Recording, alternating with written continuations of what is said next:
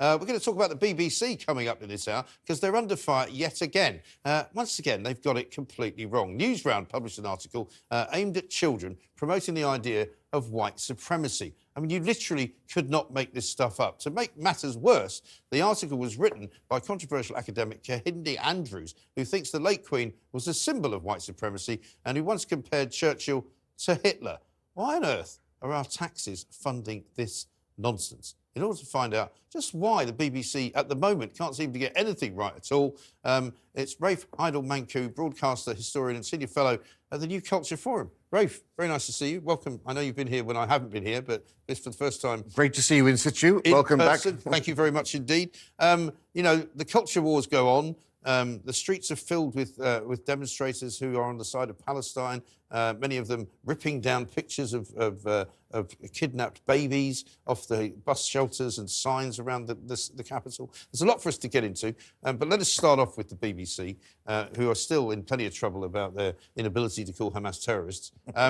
They've now decided it's a great idea to educate the nation's children about white privilege. I mean, what is wrong with them? This is just, you know, the latest example of the degree to which our institutions have been captured by radical ideology. Yeah. But this is particularly pernicious because, you know, in schools you're not allowed to promote contested ideology like critical race theory, white privilege and gender ideology. But here we have the national broadcaster doing precisely that, and we're paying for it. We're paying for our children to be indoctrinated in the most heinous, corrosive sort of ideology that stokes division amongst people. I mean, you go and tell white working-class boys that they are beneficiaries of white privilege, the most underachieving segment of our population. You go and tell... the most underrepresented group of people, by the way, at the BBC.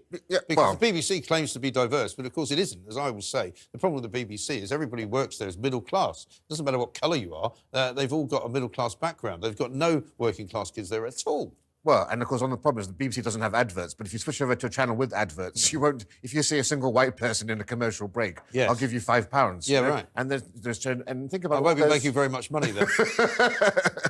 Think of all of those, you know, white young graduates who can't get jobs because they don't fit the diversity quotas that are now being required. You know, if anything, you can say that there's a degree of black privilege that's now present in our culture today. I mean, only the other day, I don't know if you saw Carol Sikora, our good friend, the cancer doctor, put out a tweet saying that he'd discovered that there was a job being offered in the NHS. I can't remember exactly where, but it was for a diversity champion or something. 120 grand a year. And you're kind of going, where is all the money going? Why are all these people telling us that they haven't got any money when they're spending that kind of money on these kinds of jobs? And you can be pretty damn certain that a white working-class kid is not going to get that job. You're absolutely right. And there's another issue here. You know, the BBC have said recently how important impartiality is with the Palestine-Israel conflict. They know about that. Well, you know, where's the impartiality in this white privilege article where they've actually gone to Kehinde Andrews, you know, a pseudo-intellectual, race-baiting, race grifter who has done more to poison the debate around these topics. A man who, as you said, regards the Queen as the epitome of white prejudice. He gets plenty of work out of the BBC. I mean, this man wrote a book called The Psychosis of Whiteness. He said being racist is as British as a cup of tea, despite the fact that Britain's been proven